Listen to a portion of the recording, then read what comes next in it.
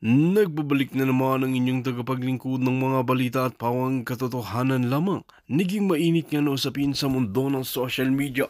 Ang nangyari ngayon nga ay talagang nagsanib na ang mga matitinong mga opisyales nang sa ganun ay mapatalsik ang mga korap na mga opisyales. Kung makikita natin maraming mga men in uniform na nagsanib puwersa na nang sa ganun ay tuluyan ang mapatalsik itong siguting ng Norte. Dito nga natin makikita na nagbigay nga sila ng matinding babala kay kuting ng Norte na ito na talagang tigilan niya na ang kanyang mga katiwalian na gawain sa bansa dahil kung hindi niya pa ito titigilan ay sila na mismo ang magpapatalsik at kakalad ka rin nga palabas sa palasyo itong sikuting ng Norte. Kaya naman talagang hindi niya alam ang kanyang gagawin at talagang nanginginig na lamang ito sa takot dahil hindi nga basta-basta ang mga general, mga men in uniform na ito dahil suportado ng taong bayan. Well mga kaibigan, para nga sa karagdagang impormasyon, panoorin nga natin ang buong video at kung bago ka lamang sa aking channel, huwag kalimutan i-click ang subscribe button at notification bell para lagi kang updated sa ating mga bagong video. At para sa solid viewers natin dyan, maraming salamat sa walang sawang pagsuporta. Wala ng budget, no?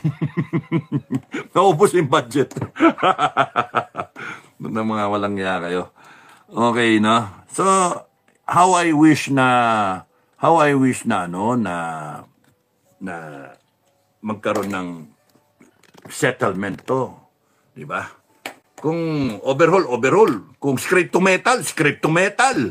Di ba? Properly, script to metal. Tanggalin mo lahat ng mga pati na yan, yung mga butas-butas na yan, kalawang na yan, tiktikin mo. Script to metal. Tapos nun, panibago na undercoat, no, rust proofing. And then, ilang coating? 7 o 20. 20 kasama yung top coat. O yan, ang ganda niyan. Nampuja. Tapos bubulihin mo ang kintab ngayon ng Pilipinas. Hindi makukuha ng election. Hindi makukuha. I will go through elections. I will vote. Huwag niyo sayangin yung boto niyo. Bumoto kayo. Pero, I am also, even if I will go through the elections, I still have at the back of my head na pwedeng dayain to.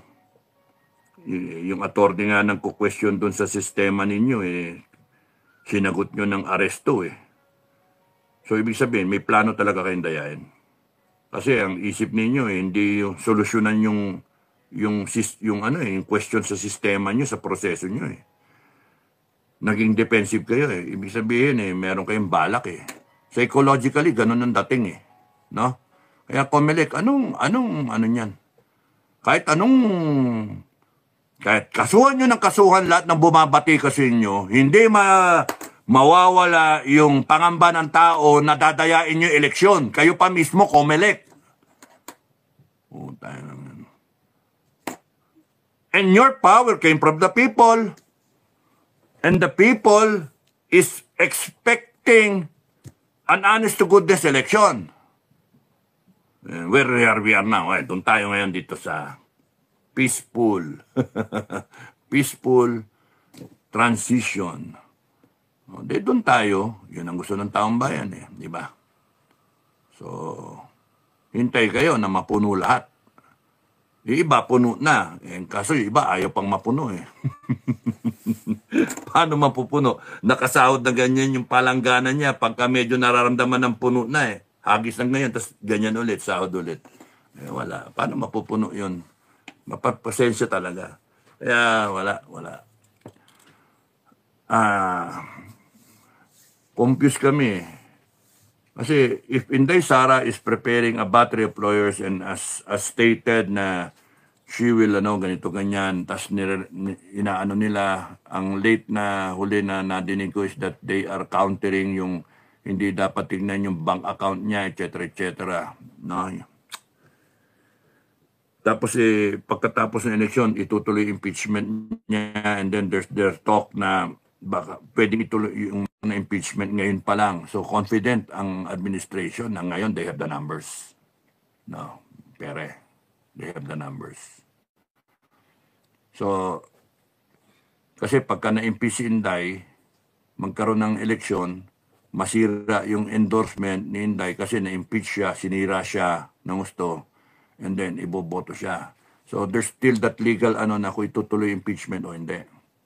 So kung hindi kaya, pagkatas ng eleksyon, ngayon pagka kinakailan dayain nila yung eleksyon para lumitaw yung numero nila para ma-impeach si Inday. Kayong mga nasa Malacanang, kahit anong gawin nyo, magre-revolusyon yung tao. Kasi kalaban nyo, 32 million. Gago kayo. 32 million na botante. Mahina ka sa arithmetic talaga, tambay. Pinakamalaki mo kunyari, 300,000 na bumoto sa'yo. Putra kayo, 200, 100,000. Ewan ko ilan yung boto mo. Pero ang punto doon, wala sa'yo na, Diyos me, paano ka? Ay, nako. Okay. So, naawa ako, President Bangag. Naawa ako sa inyo. Pero hindi ko hawak lahat eh.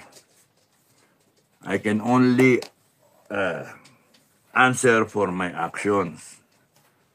And we cannot just proceed without consulting the right people. Ayaw namin mag-end up na nanggulo kami. You see what I mean? No? We're still responsible people sa FGF. Ayaw namin na mapasama ang FGF at the same time mapasama ang Pilipinas. Ayun, nanggulo ba kami? Sabihin, ba't kayo tumayo, etc., dedepensahan nga namin. Therefore, walang closure. Natakot kayo na si Inday magigilty, no? Yung ganun yung usapan. Pangit. So, we're listening, observing, and waiting for the lead of people, the major players, no? So, yun yung sa amin. That's why ako, panay solusyon na lang ang gusto kong pag-usapan. Ayoko na sumali sa... Kasi sabi, masisira ka lang eh. Kakahintay. Matan, sana po matapos na itong bangag admin. Wishful thinking, Fernando Baluyot. Good day, Sir Kapitan Dado, watching from Riyadh, KSA. Kamusta kayo sa Riyadh, KSA? Shirley, FGF Canada, shoutout po lahat ng OFW, FGF Team Leader. Shirley, FGF Canada, kamusta kayong lahat? Kamusta lahat ng FGF International? President Bangag, wala na pag-asa, Kap Dado, kahit puro takbo sa korte. Pero ang kailangan natin yung mamumuno para mapatalsik ang mga kawatan. Yan, ikaw naniniwala ka. Paniwala mo yon, opinion mo yon. Paano yung iba? Hindi naniniwala sa opinion mo. Di ba? Ang opinion nila is Route 54. Ang opinion mo, Route 83. No. Sarap no, Route 83. Parang ang tatayo, 83, no? Route 83. Kaya nila gusto ko ikulong. Inciting to sedition. Para mga kawa. Kaya, DOJ, para mo ng awa. Ilabas nyo na yung resolution. Ano nyo na ako? Hanapan nyo ako ng probable cause, di ba? Parapol nyo na sa korte. Warrant of arrest. Yun lang hinihintay ko. Para Route 83. Si Raulo, no? Route 83. Kasi, kahit analyze mo, doon din punta eh. Doon din punta eh. So, we can wait it out or we can stand up. So, yun yung the longer we wait, the more they plunder the country. The longer we wait, the more the question. Ayan na naman, Marso na. April, May, June. June. April, May, June. June. Bagyo na naman. Baha na naman. Anong ginawa? After 1 year. Anong gagawin natin? Tingnan natin. June. Ay, sakit ng ulo niya. No? Plundered country and then may election. Wala nang rally-rally yan kasi bahain na. Paano ngayon? Summer na. Panay heatwave na. Mainit. Mahirap mag-rally na ngayon. Sobrang init. May himatay dyan. Tapos sana yung November, December, January, February. Doon sana. But people don't see it that way. That's the problem. People want to take Route 54. Cynic yun, cynic. Cynic eh. Ipapakita yung ano pa talaga, merong konting may hustisya, yan. Sabi ko sa inyo na beware kasi baka pinapadama lang kayo. Matatalino tong kalaban. Matatalino, 2 steps forward, 1 step backward. So you're taking the route, the scenic route. Meanwhile, tinitira ka na dito. Tinitira ka para hindi ka makapunta dito sa Route 83. Lahat na kinakailangan nilang gawin para hindi ka makakonvert dito. Kasi pagka dumaan ka dito, akala mo nasa scenic route ka, you're making believe na may pag-asa, there's hope, there's may nananalo tayo, yung ganun ba. Pero biglang pagkadating dito, dead end ka, wala. Hindi ka na makabalik dito.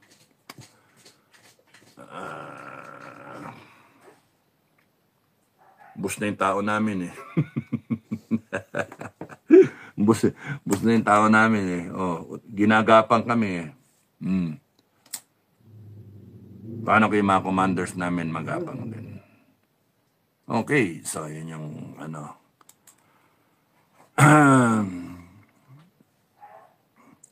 Emerald Gem, Sir Dado, may tendency na mandaya ang Team Bangag. Meron? Na booking sila kaya kinasuhan nila si Attorney Harold Respicio. Yes? Kaya nga Manuel Jr. Batung, pwede ako sumali, FGF, 73 years old na ako. Maraming salamat po, Cap General Dado. Maraming salamat po, Manuel Jr. Batung. 73-year-old. Meron pa sumali 80 no? Maraming salamat. It's a nice thing to, it's inspiring other people na malaman 73 years old gusto sumali. Why? Because you believe in what FGF can do. We can change the country in our lifetime. You're 73, I'm 64. A lot of us people are seniors, tapos nun, yung mga nakikakausap ko nga, panay senior din eh. And then, naniniwala sila na kahit papano, bago tayo maging bangkay, knock on wood, pwede natin baguhin ang Pilipinas na hindi na sayang yung buhay natin, na bago natin. Yun yung inspiration eh. Kaya kayo lahat, kay Duterte camp kayo, kay Marcos camp kayo, pwede ba, baguhin natin ang Pilipinas? In our lifetime, tigil na natin itong kagaguhan na itong ginagawa natin. Kasi kasabay lang natin yung Singapore noon. We were number 1 in Asia, number 2, number 1 in Asia. Peso to dollar is 1:2 pesos. Ngayon, 1:59, 58, ganon. Ha? 1:57. So, ang ano doon, sobrang kawawa tayo eh. Napag-iwanan tayo. Yung mga kasabayan natin na tinuturuan natin on how to plant rice, ngayon sila, nag-i-import tayo sa kanila.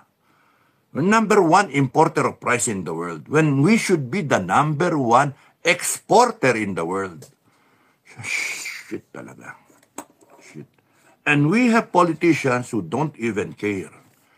And that's why yun yung topic natin na how we're going to solve things. Manuel Jr. Batung, pwede ako sumali? Yes, pwede. Tawagin niyo si Commander Reggie, no? Kundi kaya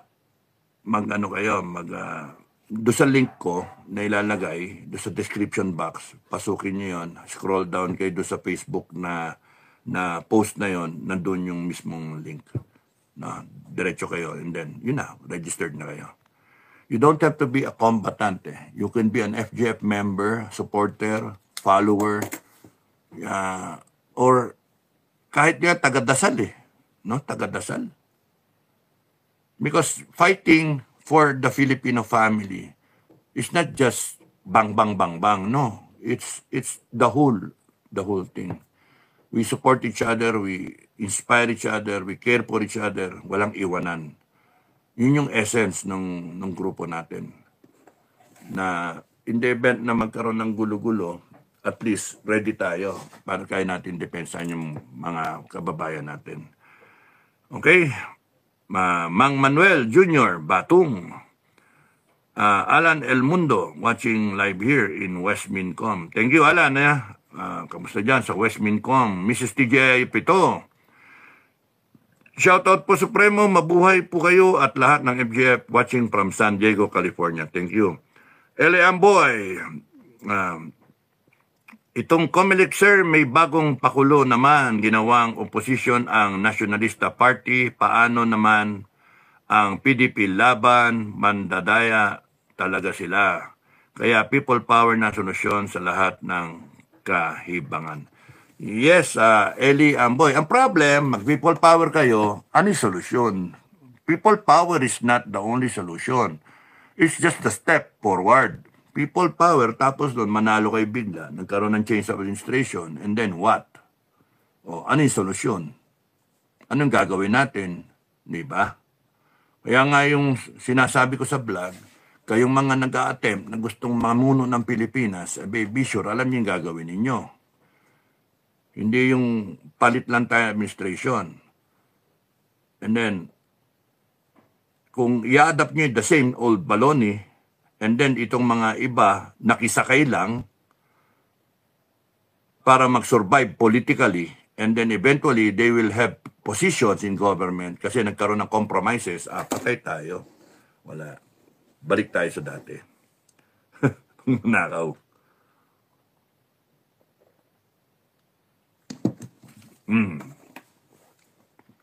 Sarap yung tiko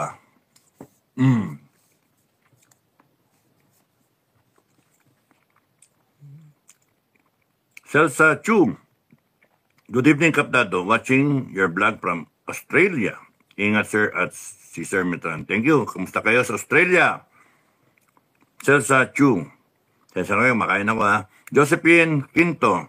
Watching from Moscow, Russia. Kamusta si Paring Putin? Tariray. Manuel Jr. Batong, pwede po, sir. Ayun, no? Tawagan mo si Tariray. Mag-contact nga kay Tariray.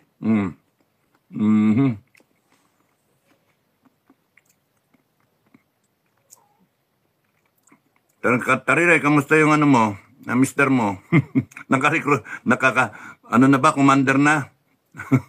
Huwag nga masyadong stricto. Masyadong mag-expect sa nagawa mong kabo yung okay. Vic Obin, niligawan ni Tambaloslos mga AFP generals na mag-offer dagdagan ang subsistence allowance ng AFP. Pero hindi naman hindi totoo yun. Niloko nga lang Ang problema, kung naniwala AFP, Teresita Novila. Yung problema AFP, no? Inagawa kayong aso Pag ganyan-ganyan ang buto, kinain niya ng kinain yung buto, tapos boom, ibibigay sa'yo. Kayo naman, magsasagpawang kayo. Una-unahan kayo. Walang decency mga walang yan mga politiko. Kasi kung seryoso sila, right away, banatan ka ng budget na kunyari sa akin, 1 trillion. 1 trillion talaga. Gusto nyo yung AFP na maganda? 1 trillion budget. Let's have that budget for the armed forces so that they can develop our own industries. Sorry about that. Our own self-reliance defense industries. No? Which is supposed to be yung topic natin. No, kung saan na tayo napunta. Okay, good evening sa Supremo, Teresita Navila. Okay, may mga troll na naman Telma, sir, good morning, thank you, hear me out. Thank you, Nora Molina. Planado talaga, Sir Dado, kung sa pelikula pa may script talaga itong mga buhay. Meron, Jasmine Orosa Art. Good evening po, Sir Supremo Dado from Singapore. Kakaingit yung Singapore, di ba? Ang ganda-ganda na. Vic Obin. Bandang uli, binawasan budget ng AFP, ginisa sa sariling mantika ang AFP. O nga eh. Edgar Briones. Mapagpalang araw, Sir Dado. Okay. Thank you. Kyoko Sudo. Afternoon po sa lahat. Kap Dado, thank you. Telma. Sir, kailan po tayo kikilos? Kikilos tayo. Punta tayong presinto, boboto tayo. Okay? Dito panonorin natin impeachment. Tingnan natin kung mananat guilty si Inday. Di ba? Kung ginilty, yon. Sabihin nyo kung pabor kayo o hindi. Sa eleksyon, pagkatas na eleksyon, sabihin nyo kung dinaya kayo o hindi. Jing Unciano, good afternoon din po sa lahat. Ako talaga pagka masama ang gising ko at saka tingin ko, hindi na tama talaga to, tatayo ako. Yun sa akin. Tatayo ako. Hindi ako magkikayat na mga kasama. It's gonna be voluntary.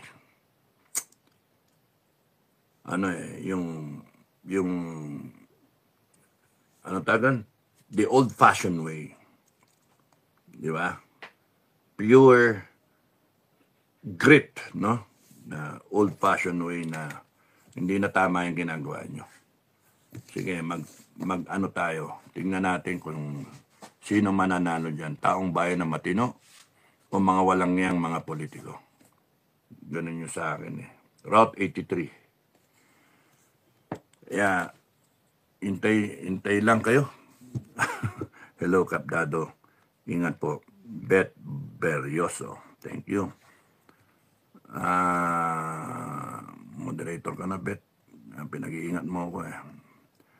Mga troll, sabihin, mag-ingat ako, gawin ko moderator. Nora Molina, si BBM at mga galamay niya, ubod ng mga kasinungalingan.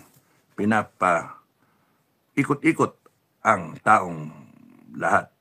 O nga eh. Okay, Clemente, good PM. Tokayo, keep safe always. Toto Torking. Thank you, Toto. Zaida Villafranca, thank you. Rafael Arriesgado, fake news kasi ang dahilan. Mali naman talaga ang gawa ng fake news. Fake news ang dahilan ng ano, di ba? Bakit? Yung administration di nagpe-fake news. Okay lang sana kung ang basihan patas. Hindi. Sila pwedeng mag-fake news. Ang tao hindi pwedeng mag-fake news. Mali. Sila pwedeng bumatikos, ang tao hindi pwedeng bumatikos. Sila pwedeng magdemanda, ang tao hindi pwedeng magdemanda. No? Sila pwedeng pumansin, ang tao hindi pwedeng pansinin yung ginagawa nilang pagnanakaw, di ba? Pambubutol, pagdroga, pagkomunista. They are using exactly the Constitution to suppress the people. Where in fact, nandoon sa Constitution, guaranteed yung rights ng taong bayan, yung freedom of expression. The same freedom of expression ang siyang sinusupil nila. Kaya nga sabi ko kung may destabilizer ng gobyerno, it is the government itself. Kung merong dito na cause ng revolution, it is the government itself. Sila yung spark ng revolution. Because they are the ones na dahilan kung bakit aalsa ang taong bayan. Hindi yung mga leader, hindi yung mga Duterte kami, hindi. Abuso Saka nakakita. Magtatatlong taon na. Mahal pa rin ang bigas. Nangako siya na bababa yung bigas. 20. Nag-import pa rin tayo. Binabaha pa rin tayo. Hindi naman siya nabuhay nung ngayon lang, naging presidente, doon siya pinanganak. Hindi. Lumaki yan, 65 na siya. 65 ba? 66. Lumaki siya dito. Alam niya yung problema ng Pilipinas ever since. Alam niya yung lagos nila doon, laging bayon, laging lubog doon. Alam niya yung problema. So, hindi yung problema na yan, hindi basta-basta dumadating niya na ganyan na lang. Ang pangit, hindi niya alam yung solusyon. And ang masama dyan, he has the capacity to know what is the problem and what is the solution, but he doesn't want to solve it. Just plain and simple na walang paki. Mamatay ang Pilipino, malubog kayo, basta siya, hindi siya malubog. Kaya, let that be a lesson sa atin. Huwag na tayong bumoto ng gago. Hello po, Sir Dado. Ingat po kayo. And God bless. Thank you, Jeng Garcia. Rafael Arisgado. Thank you sa comment mo. Romy de la Serna. Good afternoon, Supremo General Dado. In-approve na po ako ng FGF last week po sa pamamagitan ng pagpilap ko sa link na sinasabi niyo po. Nagagalak po ako sa aking puso at proud ako na tinanggap ako ng inyong grupo sa FGF. Thank you, Romy de la Serna.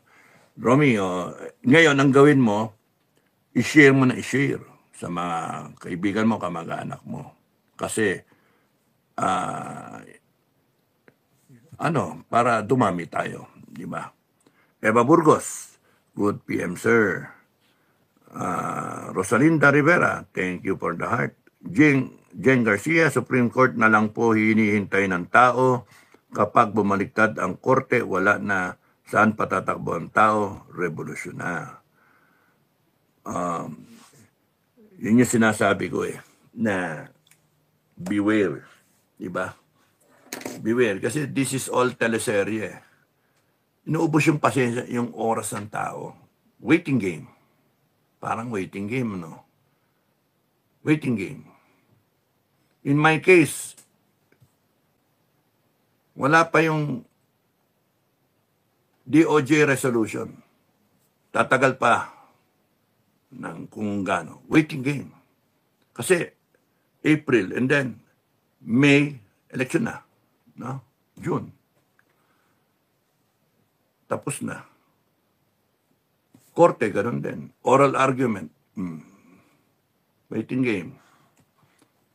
And in each day, something is unfolding while we are waiting for the court. We're waiting. And then, bulaga. Kaya beware. I wish na totoo ang mga tao na talagang may pag-asa yung korte at hindi nabibili.